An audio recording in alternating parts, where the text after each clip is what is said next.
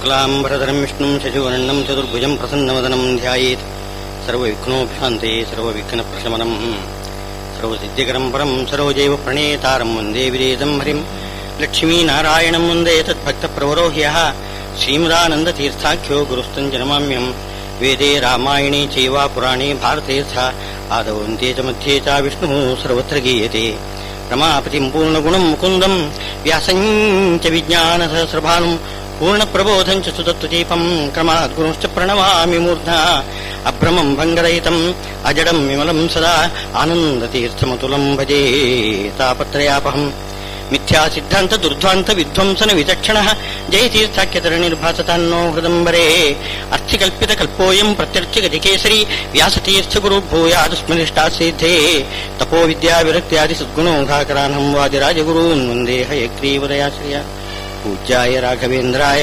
ಸತ್ಯಧರ್ಮರತಾಯ ಚ ಭಜತಾಂ ಕಲ್ಪವೃಕ್ಷಾಯ ನಮತಾಂ ಕಾಮಧೇನ್ವೇ ಶ್ರೀಗುರುಭ್ಯೋ ನಮಃ ಪಾದಮೂಳಿಪರ್ಯಂತಂ ಗುರುಣಾಮಾಕೃತಿಂ ಸ್ಮರೇತ್ ತೇನ ವಿಘ್ನಾಃ ಪ್ರಣಶ್ಯಂತಿ ಸಿದ್ಧ್ಯಂತಿ ಚ ಮನೋರಥಾಃ. ನಾರಾಯಣಂ ನಮಸ್ಕೃತ್ಯ ನರಂ ಚೈವ ನರೋತ್ತಮಂ ದೇವೀಂ ಸರಸ್ವತೀಂ ವ್ಯಾಸಂ ತತೋ ಜಯಮುದೀರಯೇತ್.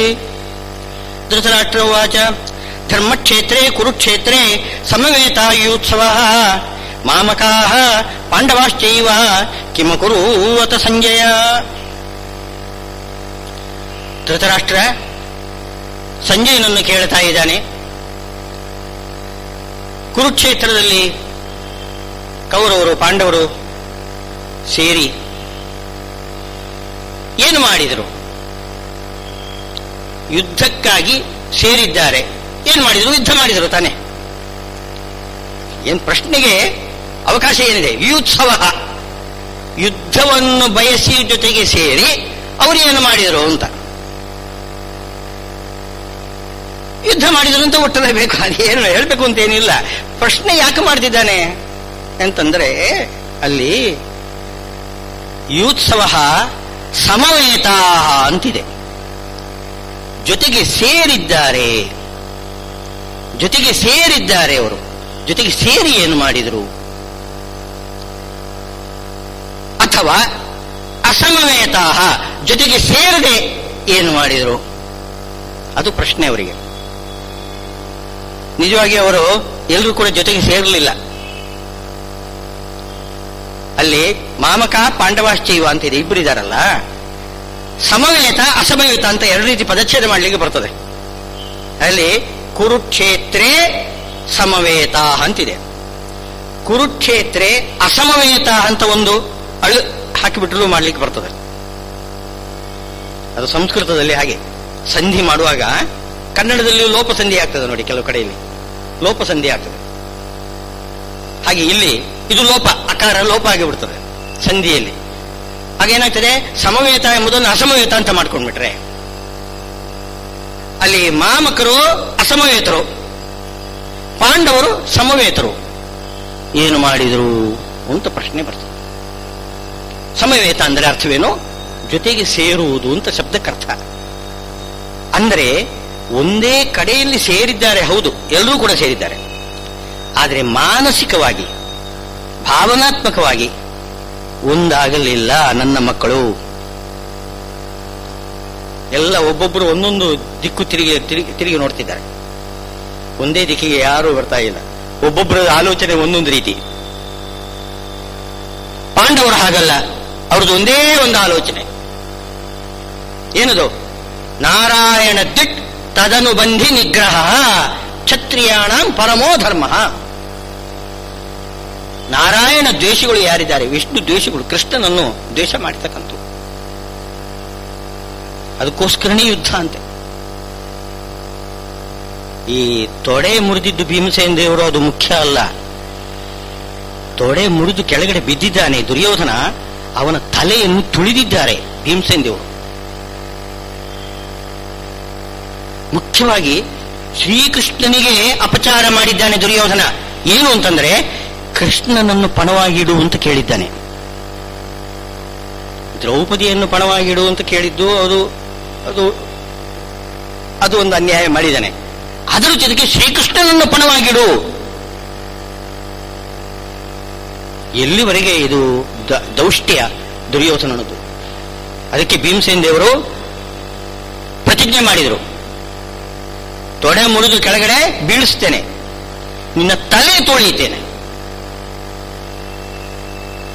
ಇಂಥ ಪ್ರತಿಜ್ಞೆ ಇದು ಸಾಧಾರಣವಾಗಿ ಯಾರ ಕಲ್ಪನೆಗೂ ಬರಲಾರದು. ಎಲ್ಲರೂ ಕೂಡ ವಿರೋಧ ಮಾಡ್ತಾರೆ, ಅಲ್ಲಿಯೂ ಕೂಡ ವಿರೋಧ ಮಾಡಿದ್ದಾರೆ, ಎಲ್ಲರೂ ಕೂಡ ವಿರೋಧ ಮಾಡಿದರು. ಭೀಮಸೇನ ದೇವರು ಒಬ್ಬರು ಮಾತ್ರ ಯಾರಿಗೂ ಕೂಡ ಬೆಲೆ ಕೊಡಲಿಲ್ಲ, ಯಾರ ಮಾತಿಗೂ ಅವರು ಕಿವಿ ಕೊಡಲಿಲ್ಲ. ಎಲ್ಲರೂ ಕೂಡ ವಿರೋಧ ಮಾಡ್ತಾರೆ. ಒಬ್ಬ ಸಾಮ್ರಾಜ್ಯವನು ರಾಜ ಅಂತಂದ್ರೆ ಅವನನ್ನು ಕೊಲ್ಲಬಾರದು. ಒಬ್ಬ ರಾಜ ಅಂತಂದ್ರೆ ರಾಜ ಪ್ರತ್ಯಕ್ಷ ದೇವತಾ ಅಂತ. ಯುದ್ಧ ಮಾಡುವಾಗ ಯುದ್ಧದ ಧರ್ಮ ಆಗಿದೆ, ಸೈನಿಕರನ್ನು ಕೊಲ್ಲಬೇಕು, ರಾಜನನ್ನು ಕೊಲ್ಲಬಾರದು. ಅದೊಂದಿದೆ. ಒಬ್ಬ ರಾಜನನ್ನು ಕೊಂದರೆ 10 ಬ್ರಹ್ಮಹತ್ಯೆಗೆ ಸಮಾನ ಅಂತೆ. ಒಬ್ಬ ಬ್ರಾಹ್ಮಣನನ್ನು ಕೊಲ್ಲುವುದಲ್ಲ, 10 ಬ್ರಾಹ್ಮಣರನ್ನು ಕೊಂದದಕ್ಕೆ ಒಬ್ಬ ರಾಜನನ್ನು, ಹೇಳಿ ಚಕ್ರವರ್ತಿ ಪಟ್ಟಾಭಿಷಿಕ್ತನಾದ ಒಬ್ಬ ರಾಜನನ್ನು ಕೊಂದರೆ ಅಷ್ಟು ದೋಷ ಇದೆ ಅಂತ ಹೇಳ್ತಾರೆ. ರಾಜನನ್ನು ಕೊಲ್ಲಬಾರದು. ತತ್ರಾಪಿ ಅವನು ಕೆಳಗಡೆ ಬಿದ್ದಾಗ ಅವನ ತಲೆ ಮೇಲೆ ತುಳಿಯುವುದಿದೆಯಲ್ಲ, ಆ ತಲೆ ಮೇಲೆ ಅಭಿಷೇಕ ಆಗಿರ್ತದೆ. ರಾಜ್ಯದಲ್ಲಿ ಅಭಿಷೇಕ ಆಗಿರ್ತದೆ ಅದು ಆ ತಲೆ ಮೇಲೇನೆ. ಅಂಥ ತಲೆ ಮೇಲೆ ತುಳಿತಕ್ಕಂಥದ್ದು ಬಹಳ ದೊಡ್ಡ ತಪ್ಪು ಇದು. ಎಲ್ಲರೂ ಕೂಡ ವಿರೋಧ ಮಾಡ್ತಾರೆ, ಹೀಗೆ ಮಾತ್ರ ಮಾಡಬಾರ್ದು, ಇಂತಹ ಅಪಮಾನ ಮಾಡಬಾರ್ದು. ಅಪಮಾನ ಮಾಡ್ಲಿಕ್ಕೆ ಕೊಡುದು. ಯಾಕೆಂದ್ರೆ ಸ್ವಲ್ಪ ಯುದ್ಧದಲ್ಲಿ ಜಯ ಅಪರಾಜಯ ಏನು ಸಾಧಾರಣ ಇದ್ದದ್ದೇ. ಪರಾಜಯ ಆದ ತಕ್ಷಣ ಅಪಮಾನ ಮಾಡಬಾರ್ದು. ಅವನು ವೀರನೇ ಅಲ್ಲ ಅಂತ ಅನ್ಬಾರ್ದು ತಾನೆ. ಅವನ ಶೌರ್ಯಕ್ಕೇನೆ ದೊಡ್ಡ ಒಂದು ಅಪಚಾರ ಮಾಡಿದಾಗಾಯ್ತು. ಇದು ಪರಾಕ್ರಮಕ್ಕೆ ಅಪಚಾರ ಮಾಡಿದಾಗಾಯ್ತು. ಬೆಲೆ ಕೊಡಬೇಕು. ಅವನು ಅಷ್ಟರವರೆಗೆ ಕಾದಿದ್ದಾನಲ್ಲ, ಪರಾಜಯ ಹೊಂದಿದ್ರೆ ಏನಾಯ್ತು? ಅಷ್ಟು ಕಾದಿದ್ದಾನೆ ಅಂತಂದ್ರೆ ಅದು ಸಾಮಾನ್ಯವೇ ಇದು? ಅದಕ್ಕೆ ಅಪಮರ್ಯಾದೆ ಮಾಡಬಾರದು, ರಾಜನ ತಲೆಯನ್ನು ತುಳಿಬಾರದು ಅಂತೇಳಿ ಎಷ್ಟು ಜನ ವಿರೋಧ ಮಾಡಿದರು. ಧರ್ಮರಾಜನೇ ನಿಂತು ಬಹಳ ಜೋರಾಗಿ ವಿರೋಧ ಮಾಡಿದ, ಈಗ ಮಾತ್ರ ಮಾಡಬಾರ್ದು ನೀನು. ಆದರೂ ಭೀಮಸೇನ ದೇವರು ಕೇಳಿಲ್ಲ. ಪರಮಾತ್ಮನ ಬಗ್ಗೆ ಮಾಡತಕ್ಕಂಥದ್ದು ಅಪಚಾರ, ಇದು ಅಕ್ಷಮ್ಯ. ಅವನು ಮಾಡಿದ ಎಲ್ಲ ಪುಣ್ಯಕರ್ಮ ಎಲ್ಲ ಹೋಯ್ತು, ಅದನ್ನು ಸ್ವೀಕಾರ ಮಾಡ್ತಾರಂತೆ. ಭೀಮಸೇನ ದೇವರು ಹೇಳ್ತಾರೆ ಅಲ್ಲಿ, ವೃಷಭಮ್ಮ ಸಮಾನಾನಾಂ ಸಪತ್ನಾನಾಂ ವಿಷಾಸಹಿಂ. ನಾವು ಮೊದಲಿಗೆ ದೇವರ ಪೂಜೆ ಪ್ರಾರಂಭ ಮಾಡುವಾಗ ಏನ್ ಮಾಡ್ತೇವೆ? ಶಾಲಿಗ್ರಾಮದಲ್ಲಿ ಶಾಲಿಗ್ರಾಮ ಶಿಲಾಯಾಂತು ನಿತ್ಯಂ ಸನ್ನಿಹಿತಂ ಕಲಿಂ ಭೀಮಸೇನ ಮಹಾಬಾಹೋ ಗದಯ ಪೋತಯಸ್ವ ಅಂತ ಹೇಳಿ ಪ್ರಾರ್ಥನೆ ಮಾಡಿ ನಾವು ನೀರು ಅಭಿಷೇಕ ಮಾಡ್ತೇವೆ. ಅಲ್ಲಿ ಕಲಿಯನ್ನು ಓಡಿಸಬೇಕಾಗಿದ್ರೆ ಶಾಲಿಗ್ರಾಮ ಶಿಲೆಯಲ್ಲಿ ಪ್ರವೇಶ ಮಾಡಲಿಕ್ಕೆ ಬಯಸ್ತಾನಂತೆ ಕಲಿ. ಅವನನ್ನು ಓಡಿಸು ಎಂಬ ಪ್ರಾರ್ಥನೆ ಮಾಡ್ತಾ ನಾವೇನ್ ಮಾಡ್ತೇವೆ? ಮೊದಲಿಗೆ ನಿರ್ಮಾಲ್ಯ ವಿಸರ್ಜನೆ ಅಭಿಷೇಕ ಮಾಡ್ತೇವೆ. ಆ ಅಭಿಷೇಕ ಮಂತ್ರ ಯಾವುದು ಅಂತಂದ್ರೆ ಅದು ಭೀಮಸೇನ ದೇವರ ಮಂತ್ರ. ಭೀಮಸೇನ ದೇವರು ಆ ದುರ್ಯೋಧನನ ತಲೆಯನ್ನು ತುಳಿಯುವಾಗ ಕಂಡುಕೊಂಡಿರತಕ್ಕಂಥ ಮಂತ್ರ, ಮಂತ್ರ ದರ್ಶನ, ಋಷಿಗಳು. ಸಾಮಾನ್ಯವಾಗಿ ಋಷಿಗಳೆಲ್ಲ ಏನು ಧ್ಯಾನ ಮಾಡ್ತಾ ಇರುವಾಗ ಆ ಸಮಾಧಿ ಅವಸ್ಥೆಯಲ್ಲಿ ಅದು ಜನ್ಮಾಂತರದಲ್ಲಿ ಕಂಡುಕೊಂಡಿರತಕ್ಕಂಥ ಅಭ್ಯಾಸ ಮಾಡಿರತಕ್ಕಂಥ ವೇದಗಳನ್ನು ಹೊಸದಾಗಿ ಕಂಡುಕೊಳ್ತಾರೆ. ಯಾರು ಉಪದೇಶ ಮಾಡೋದು ಬೇಡ, ಅವರ ಬಾಯಲ್ಲಿ ತನಿತಾನೇ ಮಂತ್ರಗಳು ಹೊರಗಡೆ ಬರುತ್ತೆ. ಇದು ವೇದದ ಏನು ದರ್ಶನ. ವೇದವನ್ನು ಯಾರೂ ಮಾಡುವುದಿಲ್ಲ, ವೇದವನ್ನು ಕಂಡುಕೊಳ್ತಾರೆ. ವೇದ ದ್ರಷ್ಟ ಅಂತ ಹೇಳ್ತಾರೆ, ವೇದಕರ್ತ ಅಂತಿಲ್ಲ, ವೇದ ದ್ರಷ್ಟ. ಈ ವೇದವನ್ನು ಕಂಡುಕೊಂಡವರು ಯಾರು ಅಂದರೆ ಭೀಮಸೇನ ದೇವರು. ಹೇಗೆ ಕಂಡುಕೊಂಡರು ಅಂತಂದ್ರೆ ದುರ್ಯೋಧನ ತಲೆಯನ್ನು ಮೆಟ್ಟುತ್ತಾ ಇರುವಾಗ ಮಂತ್ರವನ್ನು ಕಂಡುಕೊಳ್ತಾರೆ. ಅವರಿಗೆ ಆ ಒಂದು ಏಕಾಗ್ರತೆ ನೋಡಿ, ಆ ಕಾರ್ಯ ಮಾಡ್ತಾ ಇರುವಾಗಲೂ ಏಕಾಗ್ರತೆ, ಅದು ವಾಯುದೇವರಿಗೆ ವಿಶೇಷ. ಯಾವುದೇ ಕಾರ್ಯ ಮಾಡ್ತಾ ಇರಲಿ, ಪರಮಾತ್ಮನ ಬಗ್ಗೆ ಅವರಿಗೆ ಯಾವತ್ತೂ ಕೂಡ ವಿಸ್ಮರಣೆ ಅನ್ನೋದು ಇಲ್ಲವೇ ಇಲ್ಲ. ವಿಸ್ಮರಣೆಯೇ ಇಲ್ಲ ಯಾವುದೇ ಕರ್ಮ ಮಾಡ್ತಾ ಇರುವಾಗಲೂ ಕೂಡ. ಯುದ್ಧದ ಆ ಒಂದು ಏನು ಒಳ್ಳೆ ಗೊಂದಲದ ಪರಿಸ್ಥಿತಿ ತಾನೇ ಅದು. ಯಾರಿಗೂ ಕೂಡ ಮನಸ್ಸಿನ ಏಕಾಗ್ರತೆ ಬರಲಾರದು. ದೇವರನ್ನ ಆಲೋಚನೆ ಮಾಡಬೇಕು, ಚಿಂತನೆ ಮಾಡಬೇಕು ಅಂತಂದ್ರೆ. ಯುದ್ಧ ಅಂತಂದ್ರೆ ಹೊಡೆದಾಟ, ಬಡದಾಟ, ಸಾಯೋದು, ಇದು ಮಾಡೋದು. ಇಂಥ ಒಂದು ಗಲಾಟೆ ಸಂದರ್ಭದಲ್ಲಿ ಪರಮಾತ್ಮನ ಧ್ಯಾನ ಅವರಿಗೆ ಹೋಗಿಲ್ಲ ಅಂತ. ಅದು ವಾಯುದೇವರ ಒಂದು ವಿಶೇಷ ಶಕ್ತಿ. ಅದು ಹನುಮಂತ ದೇವರು ಹಾಗೆ ಮಾಡಿದ್ದಾರೆ ನೋಡಿ. ಲಂಕೆಗೆ ಹಾರಿದ್ದಾರೆ. ಹಾರಿ ರಾವಣನ ಅಂತಃಪುರದಲ್ಲೆಲ್ಲ ಹುಡುಕ್ತಾ ಇದ್ದಾರೆ ಸೀತೆ ಎಲ್ಲಿದ್ದಾಳೆ ಅಂತ. ಅಲ್ಲಿ ನೋಡಿದರೆ ಎಲ್ಲ ಕುಡಿದು ಪಾನ ಮತ್ತರಾಗಿ ಅಸ್ತವ್ಯಸ್ತವಾಗಿ ಉಡುಪಿನಲ್ಲಿ ಬಿದ್ದಿದ್ದಾರೆ ಸ್ತ್ರೀಯರೆಲ್ಲ, ರಾವಣನ ಅಂತಃಪುರದ ಸ್ತ್ರೀಯರೆಲ್ಲ. ಈ ಬ್ರಹ್ಮಚಾರಿ ಹನುಮಂತ ದೇವರು ಹೊರಗಡೆ ಹೋಗಿದ್ದಾರೆ, ನೋಡ್ತಾ ಇದ್ದಾರೆ. ಆದರೂ ಕೂಡ ವಾಲ್ಮೀಕಿ ರಾಮಾಯಣದಲ್ಲಿ ಹೇಳ್ತಿದ್ದಾರೆ ಹನುಮಂತ ದೇವರು, ನನಗೇನು ಮನಸ್ಸಿನಲ್ಲಿ ಏನು ವಿಕಾರ ಆಗಲೇ ಇಲ್ಲ, ರಾಮನ ಕಾರ್ಯವನ್ನು ನಾನು ಆಲೋಚನೆ ಮಾಡ್ತಾ ಇದ್ದೇನೆ. ಆವಾಗಲೂ ಕೂಡ ಮನಸ್ಸಿನ ಆ ಒಂದು ಸ್ಥಿಮಿತ ಅವರ ಮೇಲೆ ಹತೋಟಿ, ಮನಸ್ಸಿನ ಮೇಲೆ ಹತೋಟಿ ಅವರಿಗೆ. ಆವಾಗಲೂ ಕೂಡ ರಾಮಧ್ಯಾನ ಮಾಡ್ತಾ ಇದ್ದಾರೆ. ಆದ್ರಿಂದ ನನಗೆ ವೈಕೃತ್ಯಂ ನೋಪಬದ್ಧತೆ, ನನಗೇನೋ ವೈಕೃತ್ಯ ವಿಕಾರ ಏನು ಬರುವುದಿಲ್ಲ ಮನಸ್ಸಿನಲ್ಲಿ, ಸದಾ ಪರಮಾತ್ಮನ ಧ್ಯಾನ, ರಾಮನ ಧ್ಯಾನ. ಆದ್ರಿಂದ ನನಗೆ ಯಾವ ಒಂದು ವಿಕಾರನೂ ಉಂಟಾಗಲಿಲ್ಲ ಅಂತ ಹೇಳ್ತಾರೆ. ಹಾಗೆ ಇವರು ಕೂಡ ಭೀಮಸೇನ್ ದೇವರು ಅವನ ತಲೆಯನ್ನು ಮೆಟ್ಟುವಾಗ ಆ ಮಂತ್ರವನ್ನು ಹೇಳ್ತಾರೆ. ಹೇಳುವಾಗ ಮಂತ್ರದಲ್ಲಿ ಅದೇ ಅರ್ಥ ಬರ್ತದೆ. ಋಷಭಮ್ಮ ಸಮಾನಾನಾಂ ಸಪತ್ನಾನಾಂ ವಿಷಾಸೈಂ ಹಂತಾರಂ ಶತ್ರುನಾಂ ಕೃಧಿ ವಿರಾಜಂ ಗೋಪಾತಿಂಗವಾಂ ಅಂತ ಹೀಗೆ ಹೇಳಿ ಅಧಸ್ಪದಾನ್ವ ಉದ್ವಾದತ ಮಂಡೂಕಾ ಇವೋದಕಾನ್ ಮಂಡೂಕಾ ಉದಕಾದೀವ. ಮಂತ್ರದ ಕೊನೆಯ ವಾಕ್ಯ ಇದು. ಅಧಸ್ಪದಾನ್ವ, ನನ್ನ ಕಾಲಿನ ಕೆಳಗಡೆ ಬಿದ್ದು ನರಳಿ ಅವರು ಕಪ್ಪೆಗಳಂತೆ ಒಟ್ಟಗುಟ್ಟಬೇಕಂತೆ. ಅಲ್ಲಿ ಶಬ್ದ ಇರೋದಲ್ಲಿ ಮಂಡೂಕ, ಕಪ್ಪೆಗಳಂತೆ ಒಟ್ಟಗುಟ್ಟಬೇಕು, ಚೀರ್ಬೇಕು, ದುಃಖದಿಂದ ಅಳಬೇಕು, ನಾನು ಅವರ ತಲೆ ತುಳಿಯಬೇಕು. ಈ ಮಂತ್ರವನ್ನೇ ಹೇಳ್ತಾ ತಲೆಯನ್ನು ತುಳಿದಿದ್ದಾರಂತೆ ಭೀಮಸೇನ್ ದೇವರು. ಇದು ಏನು ರಾಜ್ಯಕ್ಕಾಗಿ ಹೋರಾಟ ಅಲ್ಲೇ ಅಲ್ಲ. ಇದನ್ನು ನಾನು ನಿನ್ನೆ ಹೇಳಿದ್ದೇನೆ. ರಾಜ್ಯಕ್ಕಾಗಿ ಪಾಂಡವರು ಹೋರಾಟ ಮಾಡೇ ಇಲ್ಲ. ನಾರಾಯಣ ದ್ವೇಷಿಗಳು, ಅವರನ್ನು ಸಂಹಾರ ಮಾಡಬೇಕು. ಇನ್ನೀಗ ಬರ್ತಕ್ಕಂಥ ಕಲಿಯುಗ ಪ್ರಾರಂಭ, ದುರ್ಯೋಧನ ಬಿದ್ದ ಮೇಲೆ ಕಲಿಯುಗ ಪ್ರಾರಂಭ ಆಗುತ್ತೆ. ಅದಕ್ಕೆ ಮೊದಲಿಗೇನೆ ಕಲಿಗೆ ಏನು ಸರಿಯಾಗಿರ್ತಕ್ಕಂತಹ ಶಿಕ್ಷೆ ಮೊದಲೇ ಮಾಡಿಬಿಡ್ತಾರೆ. ಆಮೇಲೆ ಪರೀಕ್ಷಿತ ಮಾಡ್ತಾನೆ. ಇಲ್ಲದೆ ಹೋದ್ರೆ ಇಷ್ಟೊತ್ತಿಗೆನೆ ಕಲಿ ದರ್ಬಾರು ಜೋರಾಗಿ ಆಗ್ತಾ ಇತ್ತು. ಈಗ ಇನ್ನು ಸಂಧಿಕಾಲದಲ್ಲಿ ಅವನು ಹೆಚ್ಚಿಗೆ ದರ್ಬಾರು ಮಾಡಬಾರದು. ಅದಕ್ಕೆ ಮೊದಲಿಗೇನೆ ಅವನಿಗೆ ಶಿಕ್ಷೆ ಮಾಡಿ ಅವನನ್ನು ಸ್ವಲ್ಪ ಅವನ ಧೈರ್ಯವನ್ನು ಕಳೆದಿದ್ದಾರೆ ಭೀಮಸೇನ್ ದೇವರು.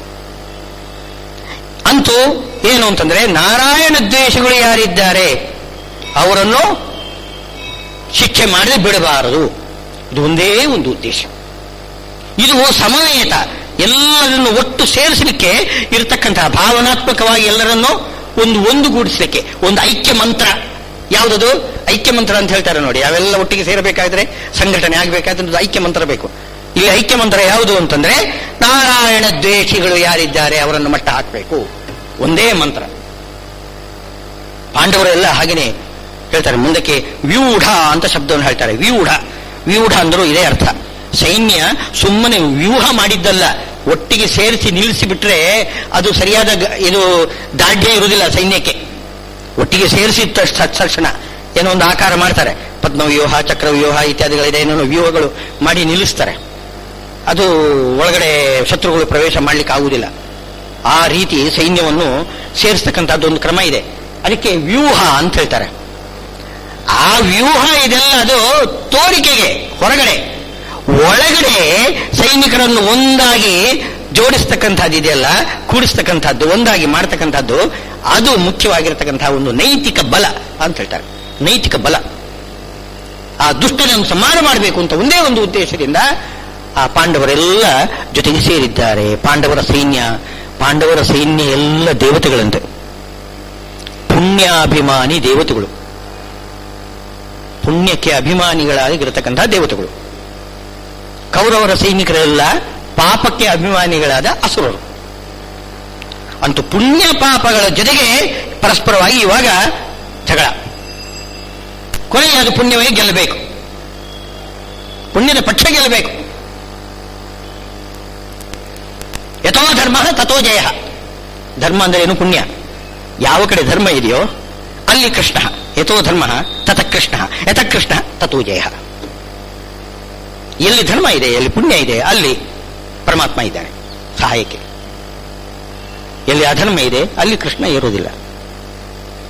ಅಂದ್ರೆ ಪುಣ್ಯ ಪಾಪಗಳಿಗೆ ಫಲ ಕೊಡುವನೇ ಅವನು ತಾನೇ ಪರಮಾತ್ಮ. ಹೀಗೆ ಸಮವೇತರಾಗಿದ್ದಾರೆ. ಏನು ಪಾಂಡವರು ಇದ್ದಾರಲ್ಲ ಅವರು ಸಮವೇತರಾಗಿದ್ದಾರೆ, ಜೊತೆಗೆ ಸೇರಿದ್ದಾರೆ. ಒಂದು ಒಂದು ಉದಾತ್ತವಾಗಿರ್ತಕ್ಕಂತಹ ಒಂದು ಉದ್ದೇಶವನ್ನು ಇಟ್ಟುಕೊಂಡಿದ್ದಾರೆ. ಏನು ದುರ್ಯೋಧನ ಆ ಸೈನ್ಯವನ್ನು ನಾವು ನಾಶ ಮಾಡಲೇಬೇಕು. ನಾವು ಸಂಖ್ಯೆಯಲ್ಲಿ ಕಡಿಮೆ ಇರಬಹುದು, ಆದರೆ ನಮ್ಮ ಆ ಒಂದು ನೈತಿಕ ಬಲ ಇದೆ ನೋಡಿ, ಆತ್ಮಬಲ, ಶರೀರ ಬಲ ಅಲ್ಲ, ಇದು ಆತ್ಮಬಲ. ನಮ್ಮಲ್ಲಿ ಆತ್ಮಬಲ ಇದೆ, ನೈತಿಕ ಬಲ ಇದೆ. ನಾವು 11 ಅಕ್ಷೋಹಿಣಿ ಸೈನ್ಯವನ್ನು ನಾವು ನಾಶ ಮಾಡ್ತೇವೆ. ಎಂಥ ಒಂದು ಐಕಮತ್ಯ, ಐಕ್ಯ, ಇದಕ್ಕೆ ಸಮವಾಯ, ಸಮವೇತ, ಒಟ್ಟು ಸೇರುವುದು ಅಂತ ಹೇಳ್ತಾರೆ. ಪಾಂಡವರ ಸೈನ್ಯವೆಲ್ಲ ಹಾಗೆ ಸೇರಿದೆ. ಆದರೆ ದುರ್ಯೋಧನನ ಸೈನ್ಯದಲ್ಲಿ ಹಾಗೇನಿಲ್ಲ. ದುರ್ಯೋಧನನ ಸೈನ್ಯದಲ್ಲಿ ಸಾಮಾನ್ಯವಾಗಿ ಅವರು ಪಾಪಾಭಿಮಾನಿ ಅಸುರರು ಸರಿಯೇ, ಆದರೆ ಸೇನಾದಿಗಳು ಎಲ್ಲ ದೇವತೆಗಳು ನೋಡಿ. ಸೇನಾದಿಗಳು ಎಲ್ಲರೂ ಕೂಡ ದೇವತೆಗಳು. ಭೀಷ್ಮ, ದ್ರೋಣ, ಕರ್ಣ, ಇದು ಶಲ್ಯ, ಎಲ್ಲರೂ ಕೂಡ ದೇವತೆಗಳು. ಹಾಗೆ ಸೇರ್ಬೋದು. ಅಸುರರು ದೇವತೆಗಳು ಒಟ್ಟು ಸೇರಿ ಒಂದು ಸೈನ್ಯ ಮಾಡಿದರೆ ಅದು ಹಾಗಿರ್ಬೋದು. ಸಮವೇತ ಆಗ್ತದ? ಜೊತೆಗೆ ಸೇರ್ತದ? ಆಗುತ್ತಿಲ್ಲ. ಏನು ಮಾಡಿದ್ರು ಸೇರುವುದಿಲ್ಲ. ಸಮವೇತರ ಆಗಿಲ್ಲ, ಅವರು ಒಟ್ಟಿಗೆ ಸೇರಿಲ್ಲ, ಒಟ್ಟಿಗೆ ಒಂದೇ ಕಡೆ ನಿಂತಿದ್ದಾರೆ ಅಷ್ಟೇ. ಇದು ಧೃತರಾಷ್ಟ್ರನಿಗೆ ಒಂದು ಅಸಮಾಧಾನಕ್ಕೆ ಕಾರಣ ಆಗ್ತದೆ. ನನ್ನ ಮಕ್ಕಳಿಗೆ ಬುದ್ಧಿ ಇಲ್ಲ, ಅವರು ಏನು ಮಾಡಿದರು? ಮಾಮಕರು ಅವರು. ಮಾಮ ಅಂತಂದ್ರೆ ಏನು? ದೊಡ್ಡವರನ್ನು ನಾವು ಮಾಮ ಅಂತ ಕರಿತೇವೆ. ಅವ್ರು ಬುದ್ಧಿ ಇಲ್ಲ ಅಂತವರು ಅಂತ ಅರ್ಥ ಅಲ್ಲ ಅದಕ್ಕೆ. ಏನೋ ಅಲ್ಲಿ ಮಾಮ ಅಂದ್ರೆ ಅಮ್ಮ, ಅಲ್ಲಿ ಪದಚ್ಛೇದ ಬೇರೆ ಮಾಡಬೇಕು. ಅಮ್ಮ ಅಂತಂದ್ರೆ ಅಜ್ಞಾನ ಇಲ್ದಿದ್ದವರು, ಜ್ಞಾನಿಗಳು. ಆ ಅರ್ಥ ಹೇಳಿಗೆ ಬರ್ತದೆ ಮಾಮ ಶಬ್ದಕ್ಕೆ. ಮ ಅಂತ ಮಾಡಿದರೆ ಜ್ಞಾನ ಇಲ್ದಿದ್ದವರು, ಬುದ್ಧಿ ಇಲ್ದಿದ್ದವರು. ಅಮ್ಮ ಒಟ್ಟು ಸೇರಿದ್ರು ಸಂಧಿ ಮಾಡಿದ್ರು ಹಾಗೆ ಆಗ್ತದೆ, ಮಾಮ ಅಂತ ಶಬ್ದ ಆಗುತ್ತೆ. ಅದು ಸಂದರ್ಭಕ್ಕೆ ಸರಿಯಾಗಿ ಸಂಸ್ಕೃತ ಶಬ್ದ ಅದು ಯಾವ ರೀತಿ ಬೇಕಾದರೂ ಕೂಡ. ಏನು ನಿನ್ನೆ ಹೇಳಿದ್ನಲ್ಲ, ಏಕಶಬ್ದ ಸುಷ್ಟು ಪ್ರಯುಕ್ತ ಸಮ್ಯಜ್ಞಾತ ಸ್ವರ್ಗೇ ಲೋಕೆ ಕಾಮಧುಗ್ಭವತಿ, ಕಾಮಧೇನುವಿನಂತೆ ಏನೆಲ್ಲ ಅರ್ಥಗಳನ್ನು ಕೊಟ್ಟುಬಿಡ್ತದೆ. ಅದೇನೇ ಇರಲಿ, ಅಂತೂ ಈ ಬುದ್ಧಿ ಇಲ್ಲದೆ ಇರತಕ್ಕಂಥವ್ರು ಯಾರು ನನ್ನ ಮಕ್ಕಳು, ಅವರು 11 ಅಕ್ಷೋಹಿಣಿ ಸೈನ್ಯವನ್ನು ಜಮಾಯಿಸಿದ್ದಾರೆ. ಆದರೆ ಏನಾಯ್ತು? ನೇತಾರರು ಯಾರು? ನಾಯಕರು ಯಾರು? ಸೇನಾಧಿಪತಿಗಳು ದೇವತೆಗಳು. ಅವರು ಒಮ್ಮನಸ್ಸಿನಿಂದ ಕಾದಾಡುವುದಿಲ್ಲ. ಅವ್ರಿಗೇನಿದೆ ಅಂದ್ರೆ ಎದುರುಗಡೆ ನೋಡಿದ್ರೆ ಎಲ್ಲ ದೇವತಾತ್ಮ ಅವರು, ಎಲ್ಲ ದೇವಾಂಶ ಸಂಭೂತರು ಎದುರುಗಡೆ ನಿಂತಿದ್ದಾರೆ. ಅದೇನಾಗ್ತದೆ? ಏನು ಸರ್ವಸಗಂಧೇಶು ವಿಶ್ವಸ್ಥಿತಿ ಅಂತ, ಇದು ಏನೋ ಒಂದೇ ಅವರು ದೇವತೆಗಳು ಇವರು ದೇವತೆಗಳು ಅಂತಂದಾಗ ಏನು ಹೃದಯದಲ್ಲಿ ಒಂದು ಆಕರ್ಷಣೆ ತನ್ನಿಂತಾನೇ ಬರ್ತದೆ ಸ್ವಾಭಾವಿಕವಾಗಿ. ಅದೇ ದೇವತೆಗಳು ಅಸುರರು ಇಬ್ರು ಮುಖಾಮುಖಿ ಆದಾಗ ಅವರು ಈ ಕಡೆ ತಿರುಗುತ್ತಾರೆ. ಈ ಮ್ಯಾಗ್ನೆಟ್ ಪೋಲ್ ಇದೆಯಲ್ಲ, ಆ ಥರ ಏನೋ ಏನಾಗ್ತದೆ? ಅದು ಆಕರ್ಷಣೆ ವಿಕರ್ಷಣೆ ಸ್ವಾಭಾವಿಕವಾಗಿ ನಡೀತದೆ. ದೇವತೆಗಳ ಮೇಲೆ ದೇವತೆಗಳಿಗೆ ಒಂದು ಆಕರ್ಷಣೆ ಇದ್ದೇ ಇರ್ತದೆ. ಅಲ್ಲಿ ಅರ್ಜುನ ನಿಂತುಕೊಂಡಿದ್ದಾನೆ, ಎದುರುಗಡೆ ಯುದ್ಧ ಮಾಡ್ತಾನೆ. ಭೀಷ್ಮಾಚಾರ್ಯರು ಎದುರುಗಡೆ ಯುದ್ಧ ಮಾಡ್ತಾ ಇದ್ದಾರೆ. ಒಳಗಡೆ ಪ್ರೀತಿ, ಅರ್ಜುನನಿಗೂ ಭೀಷ್ಮರಿಗೂ ಹೃದಯದಲ್ಲಿ ಬಹಳ ಪ್ರೀತಿ ಇರ್ತದೆ, ಪ್ರೀತಿ ವಾತ್ಸಲ್ಯ. ಹೊರಗಡೆ ಯುದ್ಧ. ಏನು ಆ ಯುದ್ಧದಲ್ಲಿ ಏನು ಸ್ವಾರಸ್ಯ ಇದೆ ಹೇಳಿ? ಏನು ಸ್ವಾರಸ್ಯ ಇಲ್ಲ. ಒಳಗಡೆ ಏನು ಆಕರ್ಷಣೆ ಇದೆ, ಪ್ರೀತಿಯ ಒಂದು ಬಂಧನ ಇದೆ.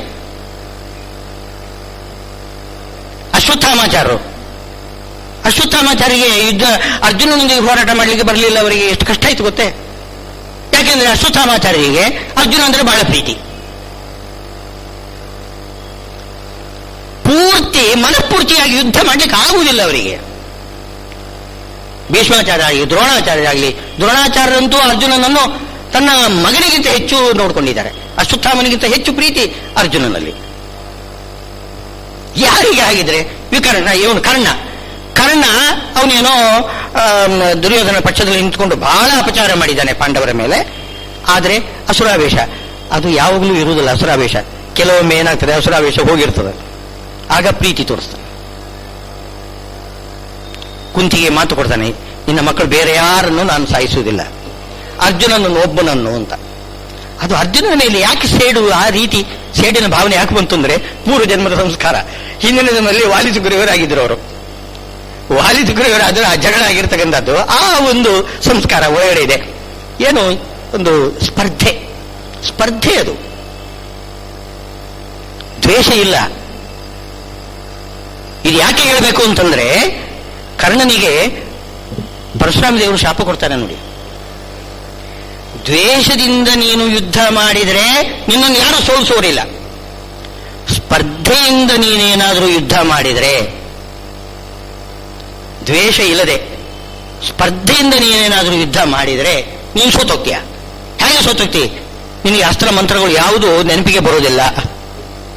ಯಾವ ಅಸ್ತ್ರ ಮಂತ್ರಗಳು ನೆನಪಿಗೆ ಬರೋದಿಲ್ಲ, ತಪ್ಪಾಗಿ ಹೇಳಿಬಿಡ್ತೀಯ. ಆಮೇಲೆ ಅಸ್ತ್ರಗಳನ್ನು ಬಿಡ್ಲಿಕ್ಕೆ ಆಗುವುದಿಲ್ಲ, ನಿನಗೆ ಮರೆತು ಹೋಗ್ತದೆ ಅಂತ ಈ ರೀತಿ ಪರಶುರಾಮ ದೇವರು ಶಾಪ ಕೊಡ್ತಾರೆ. ಕೊನೆಗೂ ಆದದ್ದು ಏನು? ಅರ್ಜುನನ ಮೇಲೆ ಪ್ರೀತಿ, ಒಂದು ದ್ವೇಷ ಇಲ್ಲ.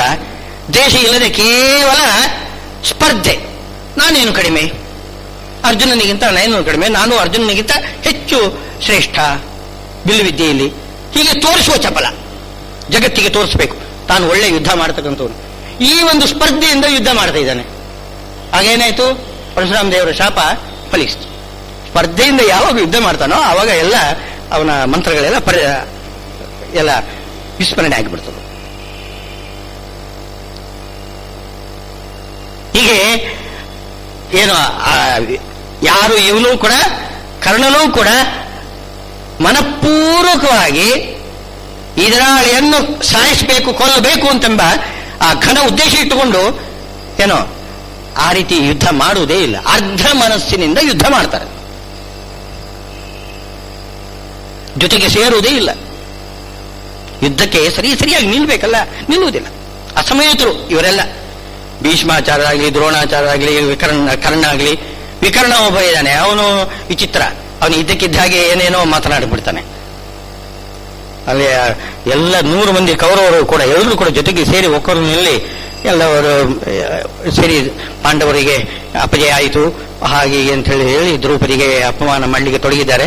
ವಿಕರ್ಣ ಒಬ್ಬ ನಿಂತುಕೊಂಡು ಇದು ಅಧರ್ಮ ಅಂತ ಅಂದ್ಬಿಟ್ಟ. ಡಂಬಾಚಾರ, ಇದು ಒಳ್ಳೆ ಬುದ್ಧಿ ಅಲ್ಲದು. ಡಂಬಾಚಾರಕ್ಕೋಸ್ಕರ ಹಾಗೆ ಹೇಳಿದ್ದಾನೆ ಅವನು. ಅದರಿಂದ ಅವನು ಅಷ್ಟು ಹೇಳಿದ ತಕ್ಷಣ ಅವನು ಒಬ್ಬ ಸತ್ಪುರುಷ ಆಗುವುದಿಲ್ಲ, ಸಜ್ಜನ ಆಗುವುದಿಲ್ಲ. ಅಂತೂ ವಿಚಿತ್ರವಾಗಿರ್ತಕ್ಕಂತಹ ಒಂದು ಪ್ರವೃತ್ತಿ ಈ ಪಾಪಿಷ್ಠರಲ್ಲಿಯೂ ಕೂಡ ಐಕಮತ್ಯ ಇಲ್ಲ. ಈ ಪಾಪಿಗಳೆಲ್ಲ ಒಟ್ಟು ಸೇರಿ ಐಕಮತ್ಯದಿಂದ ಏನಾದರೂ ಕೆಲಸ ಮಾಡಿದರೆ ಲೋಕ ನಾಶ ಆಗ್ತಾ ಇತ್ತು. ಭಗವಂತ ಅವನ ಸಂಕಲ್ಪ ಆಗಿದೆ, ಅವರು ಒಟ್ಟು ಸೇರಬಾರದು ಅಂತ. ಒಟ್ಟು ಸೇರಬಾರದು,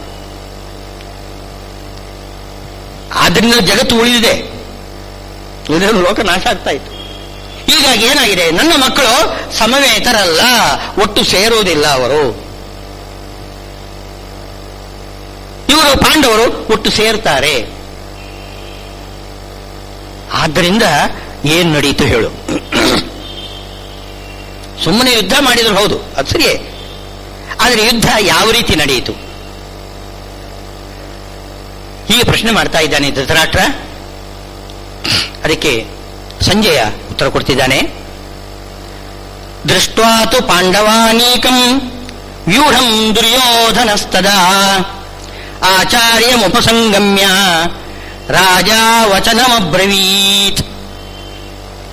ದೃಷ್ಟ್ವಾತು ಪಾಂಡವಾನೀಕಂ, ಪಾಂಡವರ ಸೈನ್ಯವನ್ನು ನೋಡಿದ ತಕ್ಷಣ, ನೋಡಿದಷ್ಟೇ ಅಷ್ಟರಲ್ಲಿ ದುರ್ಯೋಧನ ಬೇಗ ಓಡಿ ಬರ್ತಾನಂತೆ. ಎಲ್ಲಿಗೆ? ದ್ರೋಣಾಚಾರ್ಯರ ಬಳಿಗೆ ಬರ್ತಾ ಇದ್ದಾನಂತೆ. ದ್ರೋಣಾಚಾರ್ಯರ ಬಳಿಗೆ ಬರ್ತಾ ಇದ್ದಾನೆ. ಭೀಷ್ಮಾಚಾರ್ಯರು ಸೇನಾಧಿಪತಿಗಳು, ಅವರ ಬಳಿಗೆ ಬರಬೇಕೆ, ದ್ರೋಣಾಚಾರ್ಯರ ಬಳಿಗೆ ಬರಬೇಕೆ? ಸ್ವಾರಸ್ಯ ನೋಡಿ. ಭೀಷ್ಮಾಚಾರ್ಯರು ಹೋಗಿ ಕಾಲು ಹಿಡಿಬೇಕು. ನೋಡಿ ಎಲ್ಲ ಪಾಂಡವರ ಸೈನ್ಯ ನೋಡಿ, ದೊಡ್ಡ ಸೈನ್ಯ ಇದೆ, ನೀವು ಅವರ ಮುಂದಿಗೆ ನಮ್ಮ ಯುದ್ಧವನ್ನು ನೀವು ನಡೆಸಿಕೊಡ್ಬೇಕು, ನಮಗೆ ನೇತಾರರಾಗಿ ನೀವು ಜಯ ತಂದು ಕೊಡಬೇಕು. ಹೀಗೆ ಭೀಷ್ಮಾಚಾರ್ಯರು ಹೋಗಿ ಕೇಳೋದು ಬಿಟ್ಟು ಏನು ದ್ರೋಣಾಚಾರ್ಯರ ಬಳಿಗೆ ಬರ್ತಾ ಇದ್ದಾರೆ. ದೃಷ್ಟ್ವಾತು ಪಾಂಡವಾನೀಕಂ ವ್ಯೂಢಂ. ಒಳ್ಳೆ ವಿ ಅಂತಂದ್ರೆ ವಿಪಕ್ಷಿ ಪರಮಾತ್ಮನೋ ಅಂತಿದೆ. ವಿ ಅಂತಂದ್ರೆ ಪರಮಾತ್ಮ, ಪರಮಾತ್ಮನಲ್ಲಿ ಊಢ, ಪರಮಾತ್ಮನೇ ಆಧಾರ, ಅವನಲ್ಲೇ ಎಲ್ಲರೂ ಒಟ್ಟು ಸೇರಿದ್ದಾರೆ. ಪರಮಾತ್ಮನ ಪೂಜಾ ರೂಪವಾಗಿರ್ತಕ್ಕಂತಹ ಯುದ್ಧ ಕರ್ಮ ಅದೊಂದು ಯಜ್ಞ ಭಾವನೆಯಿಂದ ಪಾಂಡವರ ಸೈನ್ಯವರೆಲ್ಲ ಬಂದು ಸೇರಿಕೊಂಡಿದ್ದಾರೆ. ದೊಡ್ಡ ಯಜ್ಞ ನಡೀತಾ ಇದೆ. ಇದನ್ನು ಹತ್ಯಾಕಾಂಡ ಅಂತ ತಿಳ್ಕೊಳ್ಬಾರ್ದು. ಜನಗಳನ್ನು ಸಾಯಿಸುವುದುಂಟಲ್ಲ, ಅದು ದೊಡ್ಡ ಹತ್ಯಾಕಾಂಡ, ಅಮಂಗಳ ಕಾರ್ಯ ಅಂತ ಮಾತ್ರ ತಿಳ್ಕೊಳ್ಬಾರದು. ಮಂಗಳಕರವಾದ ಕಾರ್ಯ ಇದು. ಅದು ಹಿಂಸೆ ಹೌದು, ಹಿಂಸೆ ಆದರೂ ಕೂಡ ಮಂಗಳಕರವಾಗಿರತಕ್ಕಂತಹ ಒಂದು ಕಾರ್ಯ ಇದು. ಯಾಕೆ? ಧರ್ಮ ಅಧರ್ಮಗಳೊಳಗೆ ನಡೆದಿರತಕ್ಕಂಥದ್ದು. ಅಧರ್ಮದ ಮೇಲೆ ಧರ್ಮ ಮಾಡತಕ್ಕಂತಹ ಹೋರಾಟ ಇದು ಪರಮ ಮಂಗಳಕರವಾಗಿರತಕ್ಕಂತಹ ಒಂದು ಕಾರ್ಯ. ಅದು ಯಜ್ಞ, ಭಗವದ್ ಆರಾಧನೆ. ಹಿಂಸೆ ಎಲ್ಲಿ ಇಲ್ಲ. ನಾವು ನಿತ್ಯ ಮಾಡತಕ್ಕಂಥದ್ದೇನು ನೈವೇದ್ಯ ಮಾಡಿ ದೇವರಿಗೆ ಸಮರ್ಪಣೆ ಮಾಡಿ ಭೋಜನ ಮಾಡಿಬಿಡ್ತೇವೆ. ಏನು ಎಷ್ಟು ಪಾಪ ನಡೀತದಲ್ಲಿ. ಅಲ್ಲಿ ತರಕಾರಿಯಲ್ಲಿ ಸಸ್ಯದಲ್ಲಿ ಜೀವ ಇಲ್ಲವೇನೋ? ಬೇಕಾದಷ್ಟು ಎಷ್ಟು ಜೀವ, ಒಂದೊಂದು ಅಗಳಿನಲ್ಲಿ ಎಷ್ಟು ಜೀವಗಳಿರ್ತವೆ. ಎಲ್ಲ ನಾವು ಬೇಯಿಸಿ ತಿಂದು ಬಿಡ್ತೇವೆ. ಹಿಂಸೆ ಅಲ್ವೇನು? ಹತ್ಯಾಕಾಂಡ, ದೊಡ್ಡ ಹತ್ಯಾಕಾಂಡ. ಅದಕ್ಕೋಸ್ಕರನೇ ನಾವು ವೈಶ್ವದೇವ ಮಾಡ್ತಕ್ಕಂಥದ್ದು. ವೈಶ್ವದೇವ ಮಾಡಿ ಅದನ್ನು ಪ್ರಾಯಶ್ಚಿತ್ತ. ಅದು ಈಗ ಯಾವುದು ಹಿಂಸೆ, ಯಾವುದು ಅಹಿಂಸೆ, ಯಾವುದು ಪಾಪ, ಯಾವುದು ಪುಣ್ಯ, ಇದು ಶಾಸ್ತ್ರದ ವಿಧಿಗೆ ಅನುಗುಣವಾಗಿ ನಾವು ತಗೊಂಡೋಗ್ಬೇಕು. ಶಾಸ್ತ್ರದಲ್ಲಿ ಹೇಳಿದ್ದಾರೆ ಏನು ಅಂತಂದ್ರೆ, ನೀವು ಈ ಚೆನ್ನಾಗಿ ಅಡಿಗೆ ಮಾಡಿ, ಏನು ಹರಿವೆ ಸೊಪ್ಪು ಏನೇನು ಸೊಪ್ಪುಗಳು ತಂದು ಹಾಗೆ ಮಾಡಿ ಬೇಯಿಸಿ ತಿಂದುಬಿಡಿ, ಏನು ತೊಂದರೆ ಏನಿಲ್ಲ.